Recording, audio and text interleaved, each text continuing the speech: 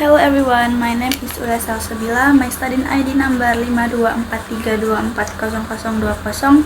I am currently taking the course Bahasa Inggris Terapan under the guidance of our lecturer Mr. Muhammad Edwin Fransiasi, MKM.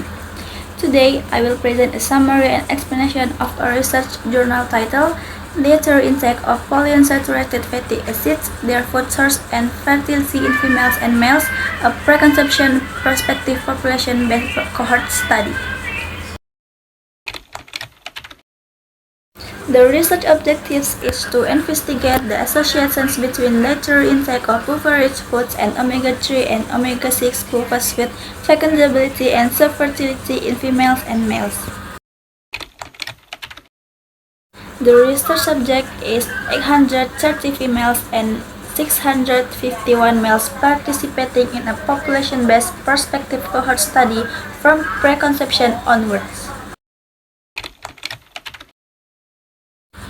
The research method is 1. Dietary intake was assessed using a food frequency questionnaire or FFQ at a median of 12.4 weeks of gestation. 2. Fecundability was defined as the probability of conceiving within 1 month, and subfertility was defined as time to pregnancy at least 12 months or use of assisted reproductive technology. And the last, Cox proportional hazards and logistic regression models were used to assess associations between PUFA intake and fecundability and subfertility. The research steps is 1. Collection of demographic and lifestyle data from participants. 2. Assessment of dietary intake using FFQ. 3. Classification of food intake based on frequency and amounts. And the last 4, data analysis using statistical models to assess the relationship between PUFA intake and fertility outcomes. The research result is, in females, PUFA-rich food intake was not significantly associated with fertility. However, higher omega-3 PUFA intake, especially DHA and ELA, was positively associated with fecundability and negatively with subfertility. In males, higher intake of nuts or seeds but not seafood was associated with increased fecundability and lower subfertility.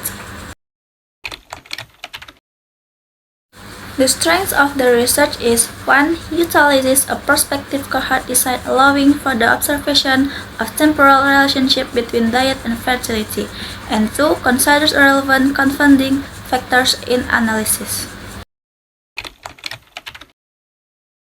The limitation of the research is 1. Dietary intake was assessed only once, which may not reflect long-term dietary patterns, and 2. Unable to differentiate between different types of fish and in seafood intake analysis. And the last one, a conclusion is higher dietary omega-3 PUFA intake may benefit fertility in females, while increased consumption of nuts and seeds might improve fertility in males.